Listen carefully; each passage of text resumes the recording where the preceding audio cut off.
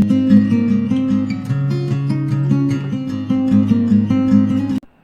Everyone, welcome back to my YouTube channel Aarti Shrivastava motivation. और एक बार फिर से आप सभी का बहुत बहुत धन्यवाद मुझे मेरी मंजिल की ओर एक कदम और बढ़ाने के लिए।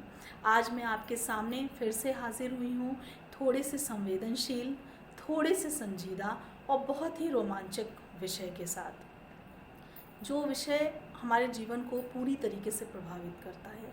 और वो विषय है मोबाइल का रिश्ता हमारे रिश्तों से। जी हाँ, मोबाइल के कई पहलू हैं जिसके बारे में मैं आपसे बात करना चाह रही थी, लेकिन आज जिस पहलू के बारे में मैं बात करूँगी वो है मोबाइल का रिश्ता हमारे रिश्तों से।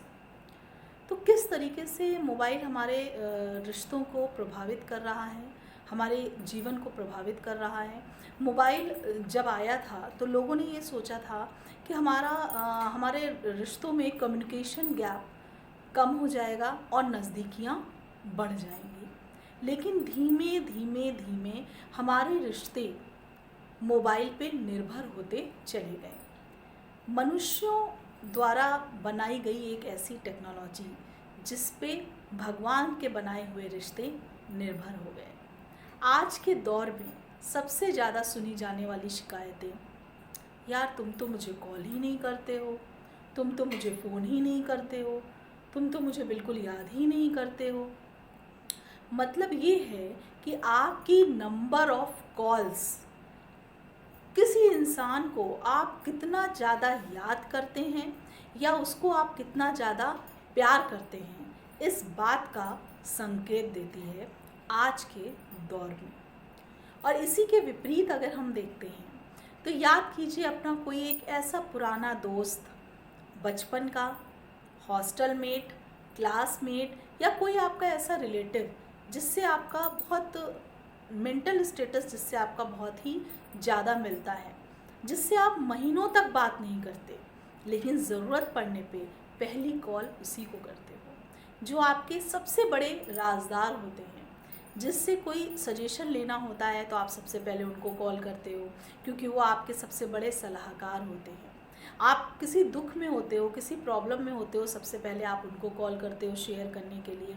आपकी कुछ गुड न्यूज़ होती है, कुछ जीवन की प्रोग्रेस होती है, कुछ अच्छी खबर होती है, आप सबसे पहले उनको कॉल करते हो।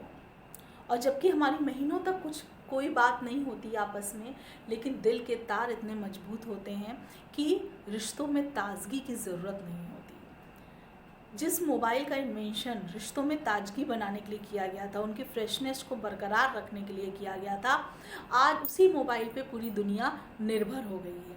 लेकिन फिर भी हमारे पास भगवान के बनाए गए कुछ ऐसे रिश्ते होते हैं जिनको ना ताजगी की ज़रूरत होती है, जिनको ना फ्रेशनेस की ज़रूरत होती है। जिस मोड़ पर जैसा हम छोड़ के आए होते हैं उन रिश्तों को, वो वहीं पर हमको उतनी उससे ज़्यादा प्यार के साथ मिलते हैं।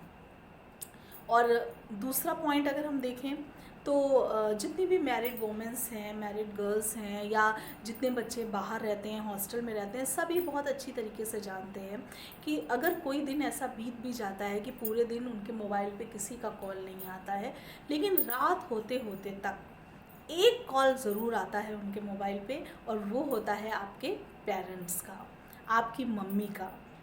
तो ये जो मैं आपको एग्जाम्पल्स दे रही हूँ, ये वो रिश्ते होते हैं जो हमारे नंबर ऑफ़ कॉल्स पे डिपेंड नहीं होते।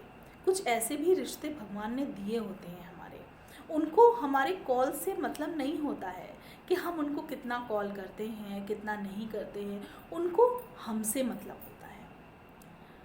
तो एक बार फिर से मैं आपसे यही कहना चाहूँगी कि मोबाइल के नेटवर्क से भी ज़्यादा दिल के नेटवर्क की स्पीड होती है, और मोबाइल के नेटवर्क की मजबूती से ज़्यादा दिल के जो रिश्ते होते हैं उनकी मजबूती होती है। तो अगर रिश्तों की डोर मजबूत है तो उस डोर से इतना अच्छा कम्युनिकेशन होता है कि हमें किसी और कम्युनिकेशन की ज़रूरत नहीं होती। और ये अक्सर आपने देखा होगा कि जब आपका कोई अपना परेशान होता है या दुखी होता है तो आपका दिल कहीं ना कहीं बेचैन होने लगता है।